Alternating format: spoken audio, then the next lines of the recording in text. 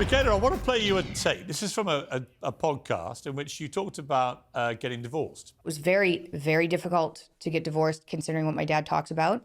It made me stay in a relationship longer than I should have. I don't agree with the more conservative story of divorce that people are being told. I think being in a relationship that's not good for you, I think you should get out of that relationship. Interesting that. Let me ask you, Jordan, when you heard her say that, did you feel any responsibility that she may have stayed in a very unhappy marriage for too long because she didn't want to upset you because of your views? No, I wouldn't say so. I'm able to let my children handle the complexity of their own private lives, knowing at least, I think as I do, that that's a place where only fools would go. And I had faith that she would sort things out, you know, and so I was willing to give her space. I mean, I believe in committed marriage, and so at that level of generality, obviously I have objections to the breakup of a marriage, but you know, I have faith in my daughter, and so I believe she's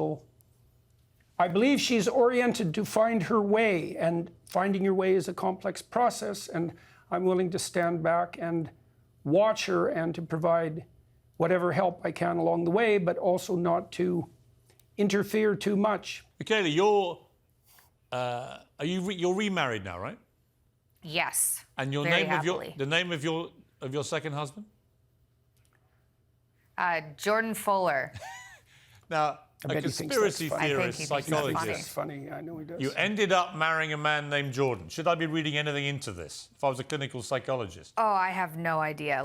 Like I said before, I don't know how the world works. I don't think so. My secretary is named Jordan, too. This is very weird now. Everyone in your world is Jordan. This is like being in Barbie world. Yeah. Well, that's Mikhaila, let me ask especially you. true with Mikhaila because her husband looks like Ken. Is that true, Mikhaila? Yes. That is like 100% true, yeah. I want to play you both a clip. Your dad's had a lot of feuds with people.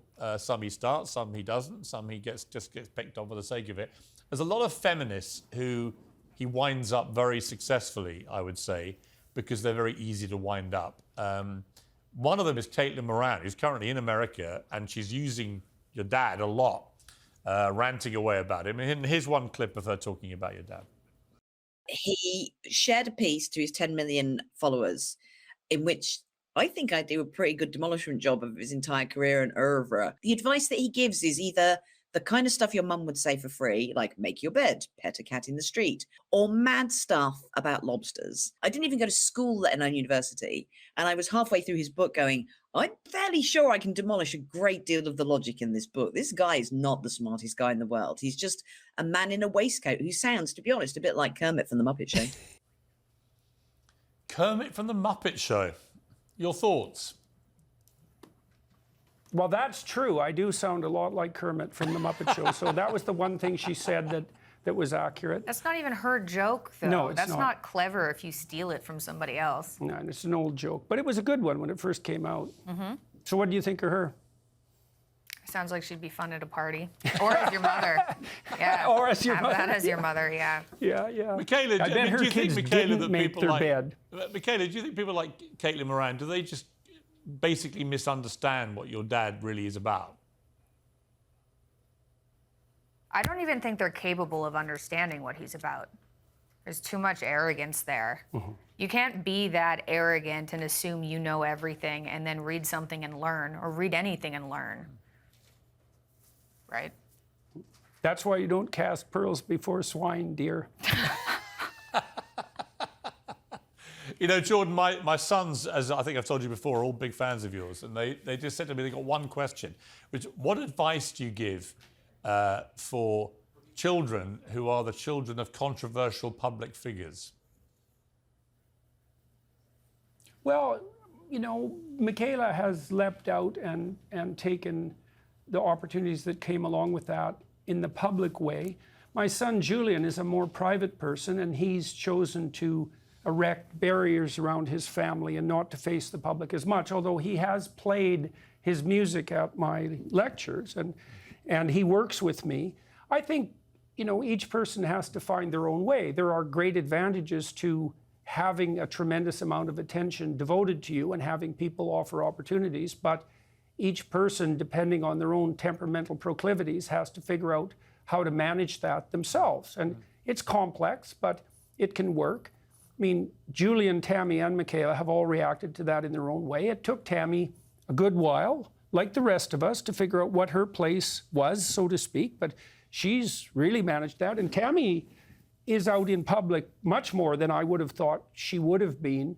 You know, if I would have guessed, if I would have been able to see into the future 10 years ago, she's become quite an accomplished public speaker, for example, and she certainly didn't think that was in her cards, or in the stars.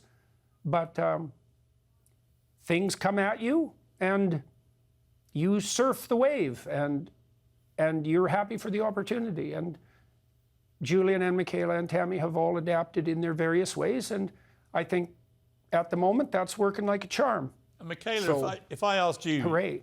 Mikhaila, obviously the family's gone through this extraordinary 6-7 years or more now, involving some extraordinary challenges for you all personally, which would have happened anyway, or perhaps not actually in your dad's case, but certainly for you and your mum.